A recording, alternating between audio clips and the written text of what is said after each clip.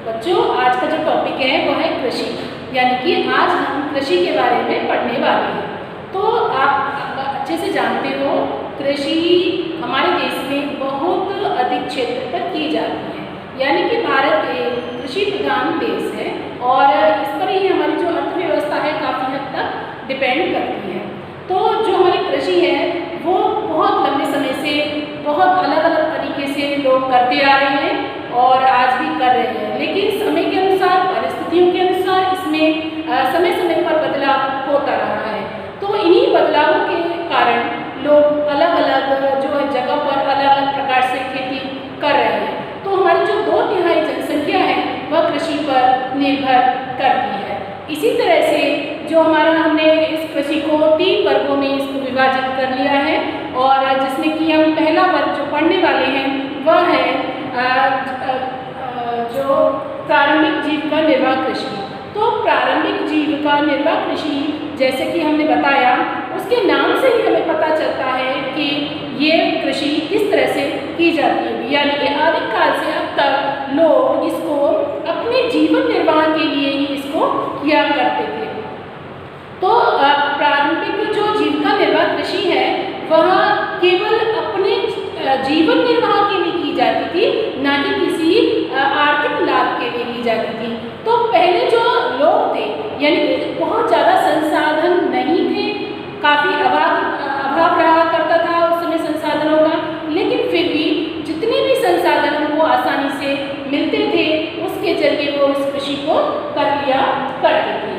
तो इसी तरह से जो जीविका निर्वाह कृषि है वह कुछ संसाधन, जैसे कि आपको दाव मिल गई, दाव, लकड़ी और जो कील हुआ, इस तरह की चीज़ों से वो कृषि को करते थे। और ज़्यादातर ये जो कृषि है वह बारिश यानी कि मानसून पर निर्भर करती थी। तो जब बारिश होती थी तो खेती अच्छे से हो जाती थी, लेकिन जब बारिश नहीं होती थी तो वो फसल सूख जाती थी। तो इस तरह से ये जो मूलभूत जो संसाधन थे उसका प्रयोग इस खेती में किया जाता था। तो इसी में इसका एक और नाम है कर्तन दहन प्रणाली, यानी कि स्लैश एंड बर्न। तो ये क्या प्रक्रिया थी, इसको कौन लोग किया करते थे?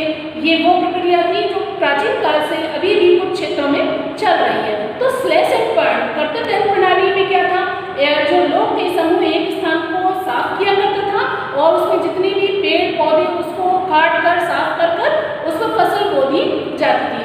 फसल जब तैयार हो जाती थी तो वो फसल को कलेक्ट कर लेते थे और उस पर आग लगा दी जाती थी, क्योंकि छोड़ने से पहले उस जगह को छोड़ने से पहले उस जगह को आग लगा दिया करते थे और अपना किसी अन्य जगह पर खेती करने के लिए फिर से कोई क्षेत्र को साफ किया करते थे।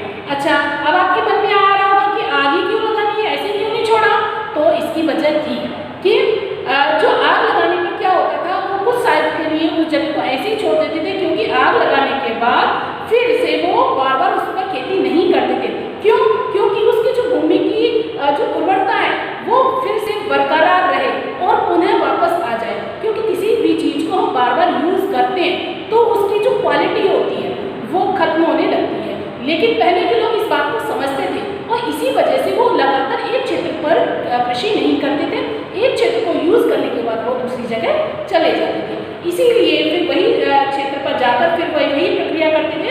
इस तरह से स्लैश एंड बर्न कर्तन दहन प्रणाली शुरू की गई और अभी भी हमारे देश में कहीं ना कहीं इसको किया जाता है। फिर इसको अलग अलग नामों से जाना जाता है। तो इसको जैसे कि उत्तर प्रदेश में जो कर्तन दहन प्रणाली है, उत्तर प्रदेश, असम, मेघालय, मिजोरम, नागालैंड, तो इनको मणिपुर, छत्तीसगढ़, अंडमान निकोबार, तो इनमें इसको झूम खेती भी कहा जाता है। और मणिपुर में तो इसको पांगलू कहा जाता है। अब देखिए, झूम खेती को ऐसा ही नहीं है कि केवल हमारे भारत में ही किया जाता है, इसको अन्य देशों में भी अलग अलग नामों से किया जाता है। जैसे कि आप देखेंगे, झूम खेती मैक्सिको और मध्य अमेरिका में इसको मिल्पा कहा जाता है और वेनेजुएला में कोनको, ब्राजील में रोका, मध्य अफ्रीका में मसोले, इंडोनेशिया में लदान और वियतनाम में रे कहा जाता है। इसी तरह से हमारे देश में भी इस खेती को अलग अलग नामों से भी जाना जाता है। आप लोग ये अच्छे से जानते हो कि हमारा देश क्या है,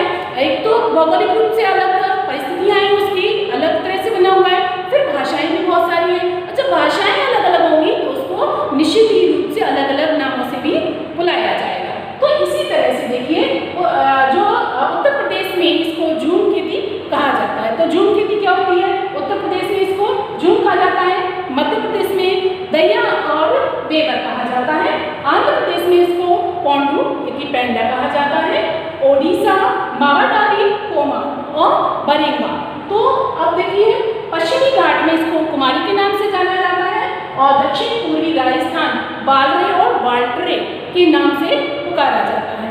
अब हिमालय या मेघखेल कहा जाता है और झारखंड में कुरवा के नाम से इसको हम जानते हैं। तो आपने ये जाना कि कितने ही नामों से हम इसको जान सकते हैं इस कृषि को।